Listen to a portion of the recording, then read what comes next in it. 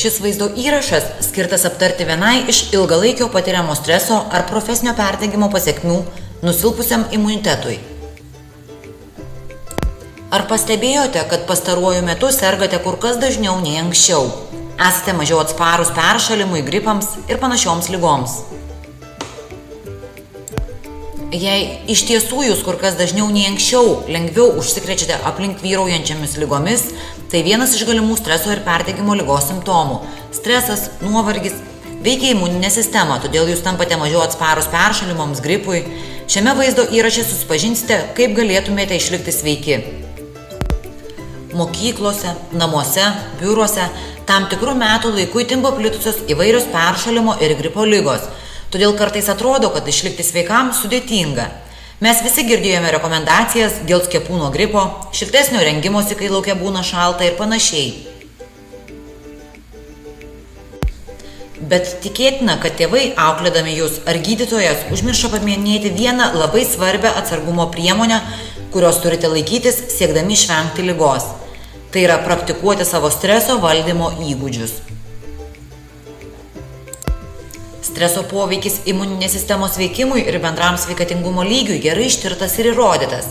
Todėl, jei rūpinate savo sveikata, turite atidžiai stebėti streso lygį, nes jis lemia jūsų bendrą sveikatingumo lygį ir atsparumą infekcijoms šiais būdais. Vienas iš jų – susilpnėjusi imuninė sistema. Lėtinis stresas gali padidinti kortizolio kiekį kraujyje ir silpninti imuninę sistemą ir padaryti mus mažiau atsparius peršalimui, gripui, kitoms sveikatos problemoms, pavyzdžiui, širdies ligoms, diabetui. Kitas būdas – blogi pasirinkimai. Kai patiriame stresą, sveikata gali kentėti, nes mes ne visada laikome sveiko gyvenimo būdo principų. Pavyzdžiui, nesirūpiname, kad pakankamai išsimiegotume, mankštintumėmės, valgytume sveiką maistą, o tai turi įtakos ir mūsų sveikatai. Saugodami savo sveikatą turėtumėte rūpintis, kad stresas būtų sumažintas iki minimumo ir būtų imtasi kitų atsargumo priemonių. Norėdami padidinti sveikatingumo šansus, ypatingai gripo sezono laikotarpiu, atkreipkite dėmesį ir į šiuos žingsnius, kurių galite laikytis. Tam tikros technikos, pavyzdžiui, rašymas, joga, netgi juokas, visi jie padeda didinti imuniteto atsparumą. Taikydami stresą mažinančius pratimus, galite apsaugoti savo kūną nuo lėtinio streso nuotaikos, išlaikydami pagerėjusią sveikatą ir gerovę.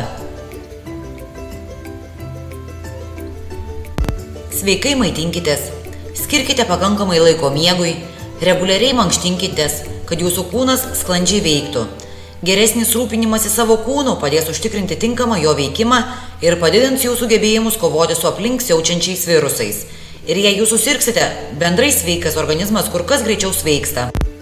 Socialinė parama taip pat didina imunitetą ir padeda jums valdyti stresą savo gyvenime. Išlaikant kelis sveikus santykius savo gyvenime, jūs turėsite draugų, kurie padės jums sunkiu laikotarpiu ir džiaugsis gerais laikais. Visa tai padės visiems būti sveikiems ir labiau džiaugtis gyvenimu.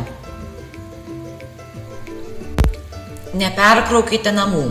Įguskite sakyti ne prašymams, kurie netitinka jūsų prioritetų. Tvarkos palaikymas ir balansas padės jums išlaikyti pusiausvyrą ir padės sumažinti gyvenime patiriamą streso lygį bei išlikti sveikesniems ilgalaikėje perspektyvoje. Ir kaip visada, nepamirškite vadovautis sveiku protu, imantis sveikatos atsargumo priemonių, kuriuos per daugelį metų nekartą girdėjote tiek iš tėvų ar daktaro, netgi reklamų. Tikriausiai nereikia priminti, kad turite dažnai plauti rankas ir ypač prieš valgį.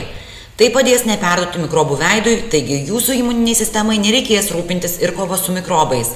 Galite naudoti antibakterinį rankų losjoną, kuris naudojamas tuo pačiu principu kaip ir rankų plovimas, tik jis patogesnis keliaujant. Vitaminas C stiprina imuninę sistemą, o vanduo padeda pašalinti toksinus. Tai didina tinkamą imuninės sistemos veikimą ir padeda lengviau kovoti su įvairiomis peršalimo ligomis. Jei jūsų šeimos nariai serga, be rankų plovimo ir tiesioginio kontakto vengimo, gera mintis būtų visų durų rankenas, šviesos jungiklius, telefoną, kitas namų vietas, kurios būna dažniausiai liečiamos ir kuriuose dažniausiai dauginasi bakterijos, išpurkšti dezinfekuojančių purškalų.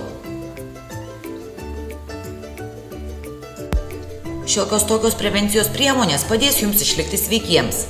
Be abejo, tai nereiškia, kad vadovaujantys šiomis rekomendacijomis niekada nesusirgsite, tačiau verta prisiminti, kad mažiau streso, sveika gyvensena gali turėti labai teigiamą poveikį jūsų sveikatai ir stipresniam imunitetui.